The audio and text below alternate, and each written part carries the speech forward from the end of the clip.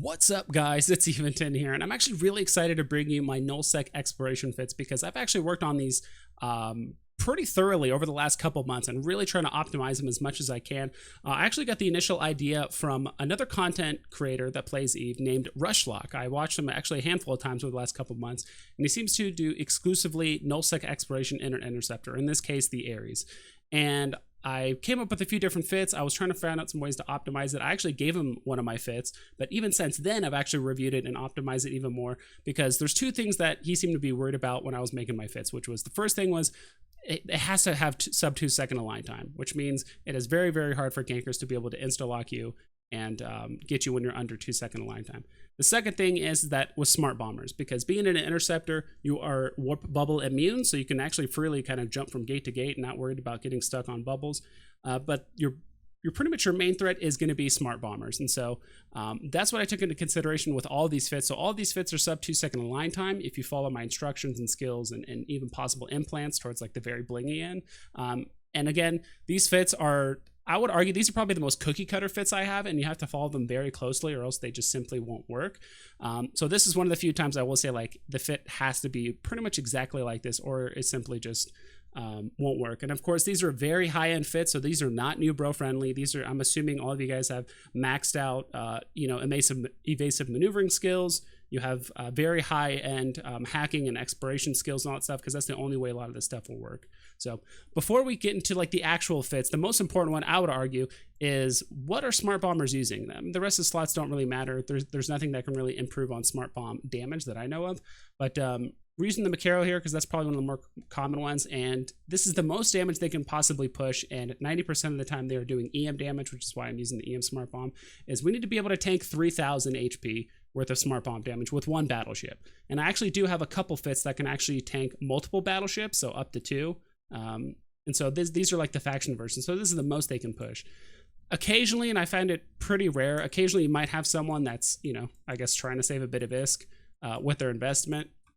They do the T2 version, so at this point we're taking into consideration 3,000 or 2,400 worth of HP of EM damage, and so my fits are actually designed to be sub 2 second align time and tank either 1 or 2 of these battleships at the same time. All right, and now finally onto the fits, and again I'm assuming you have your evasive maneuvering skills, all of your line time skills completely maxed out in order for this to work. There is one exception though. With this fit, you do need to have armor layering 3. And if we actually look at, and that is like the minimum you need in order for this fit to work. And so if we actually look at the armor skill, armor layering, what it does is reduces the impact they have on agility and speed, grants a 5% reduction in armor plate mass penalty. So basically this plate is going to give us a ton of extra HP in order to survive smart bombs. And this fit can survive up to faction smart bombs from one battleship.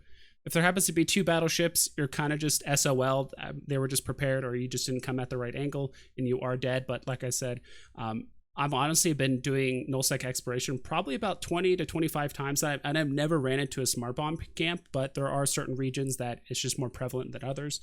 The reason why I like this fit is because I'm actually running a Relic Analyzer, and the regions of Null Sec that I run through have armor plates.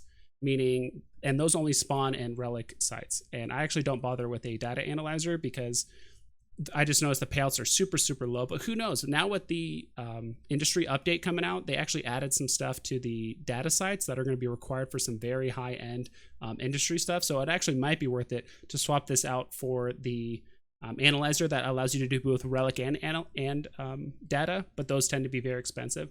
But looking at the fit, we also have the probe launcher up here and the Sisters Core probe launcher, and I believe you were not able to scan down level 5 sites, but we can do level 4. So if you do see level 5 site and you just can't scan it down, just move on and keep going. You might be able to do level 5s if you have some like really ridiculous implants to increase your sensor strength, but in my opinion it's not necessarily worth it. The auto targeting system is very nice, since in certain like relic sites, if you go to the middle, you're able to lock up all of the cans around you. So we can actually lock up to 7 targets, and we could just scan them down with our cargo scan and run at a time.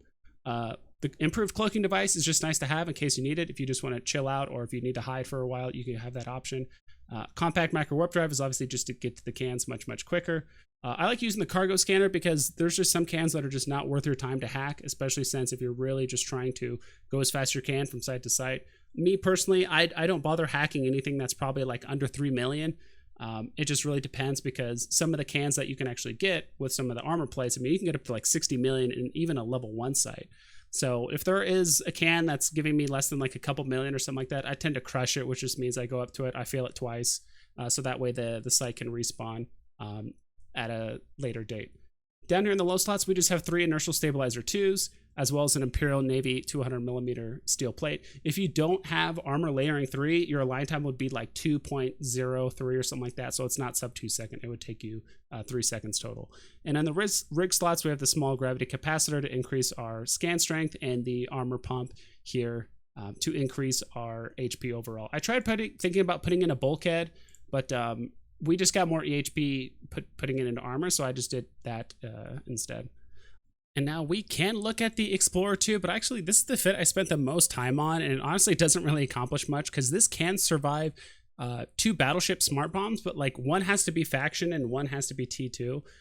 It can survive actually 2 T2 smart bombers as well, but it's very rare. I would assume that they're always going to be using faction ammo. So it's also very convoluted, because you need to have like armor layering 4, astronautics rigging 4, and you also need to have like 2+3 implants for armor and hull. And it's just not really worth looking into too much. So I'll still put it down in the description, but you're honestly much better off using the Explorer bling fit if you're really going to invest money, coming up here in a little bit.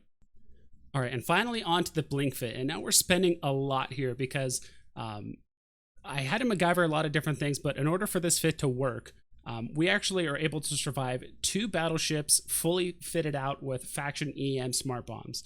And according to PIFA, if we get completely hit by all of those, we should have anywhere between like 80 to 100 HP left in our hull. And so that's kind of the whole point of this fit, is that we're barely able to survive, and 90% of the time these smart bombers are using EM damage. And you need 2 things in order for this fit to work. You need to have armor layering 5, so that might take you a while to do, mainly because we have plates here. We also have the Trimark armor pump. We have a lot of things that are kind of dragging down our align time. And the second thing you need is to have this evasive maneuvering implant in your head, which is the 5% evasive maneuvering bonus. Because if we look in the rig slots, like I said, here's the armor pump to increase our armor. Everything else is literally the same. Federation Navy 200mm steel plates, so we have to have those for the align time. You can actually upgrade the damage control if you want, if you like really want to bling this out, but I don't think it's like really necessary. And we actually have 2 Shadow Serpentis inertial stabilizers in here, which are the most expensive and the best inertial stabilizers you can get. But yeah, I mean, that's kind of the whole point of this fit. So that's why I wanted to kind of give different layers of skill as well as ISK that you're willing to invest in these type of fits. So if you're willing to spend about 400 mil, and honestly, you can make that up very quickly. I mean, on the very low end of Null Sec, like if you get extremely unlucky, we're talking like maybe 60 to 70 million an hour. But on average, the 20 or 25 times I've done it, it's always been around between 100 to 150 million an hour. So you can actually pay off the ship in probably about 3 or 4 hours. And then at that point, you've broken even when it comes to armor plates and other stuff you've looted. So it's actually not that big of an investment, especially since you can pay it off the same day.